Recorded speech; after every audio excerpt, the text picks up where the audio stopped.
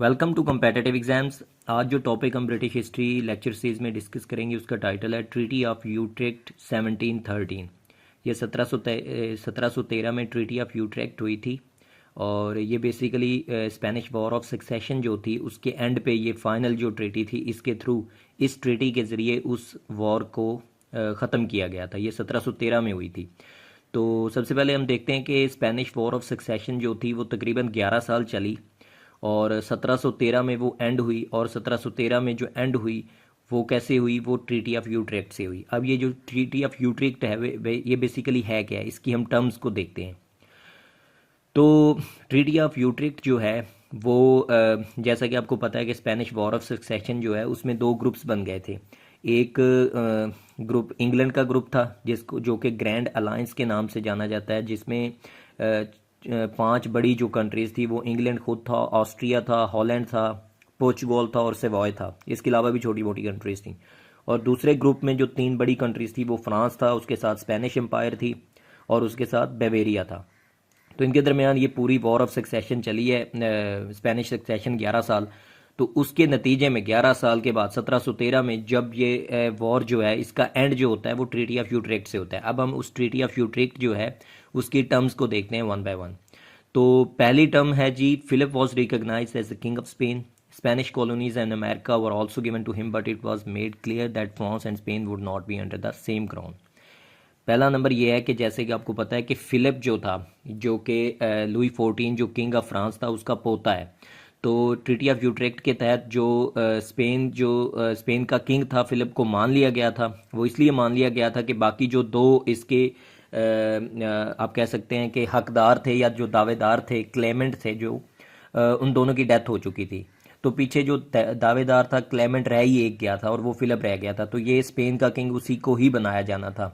तो फिलिप को king Spain का बना दिया गया, लेकिन उसके साथ ये क्लियर कर दिया गया कि फ्रांस और स्पेन की जो किंगडम है वो एक ही क्राउन के नीचे नहीं होगी, यानी कि ये अलग अलग क्राउन्स के अंडर होंगी। क्यों? क्योंकि वो जो बैलेंस ऑफ पावर का कंसेप्ट है वो उसके हिसाब से इसको डिवाइड किया गया, ताकि फ्रांस और स्पेन एक ही क्राउन के अगर अंडर चली गई तो फिर ये बैलेंस ऑफ पावर जो है वो डिस्टर्ब हो जाएगा यूरोप में।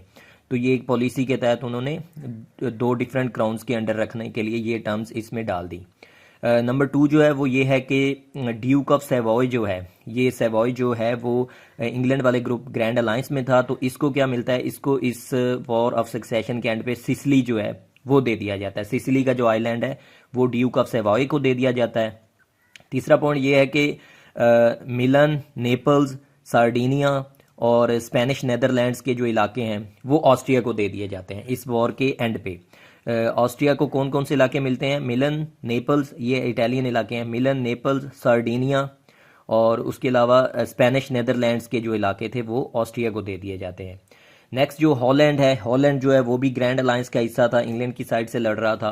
तो हॉलैंड को इस वॉर से क्या मिलता है? हॉलैंड को बड़ी एक इंपॉर्टेंट चीज़ मिलती है, वो है 7 बैरियर फोर्ट्स। ये फोर्ट्स बेसिकली ये जो हैं ये किले हैं, ये फ्रांस और हॉलैंड के बॉर्डर पे हैं। तो ये बड़ी इंपॉर्टेंट किले हैं क्योंकि अगर ये हॉलैंड को मिल जाते तो उससे उसका डिफेंस बड़ा स्ट्रांग हो जाता। तो इसी पॉइंट को मद्देनज़र रखते हुए उन्होंने ये जो 7 बैरियर फोर्ट्स जो हैं वो हॉलैंड के कंट्रोल में दे दिए परमानेंटली, कि इससे इनका जो डिफेंस है वो हमेशा के लिए स्ट्रांग हो जाएगा और फ्रांस से कभी भी इनको आगे आने वाले टाइम में कभी भी खतरा नहीं होगा और ये खुद को अच्छी तरह डिफेंड कर पाएंगे। तो इस पॉलिसी के तहत हॉलैंड को 7 बैरियर फोर्ट्स दे दिए गए। उसके बाद बारी आती है इंग्लैंड की। इंग्लैंड को इस वॉर से क्या मिला जी? इंग्लैंड को मिलता है नोवा स्कोशिया। अमेरिकन जो कॉलोनीज हैं, स्पेनिश एम्पायर की जो अमेरिकन कॉलोनीज हैं उनमें से इंग्लैंड को मिलता है नोवा स्कोशिया और न्यू फाउंडलैंड। और यूरोप में इनको मिलता है माइनोर्का और जिब्राल्टर।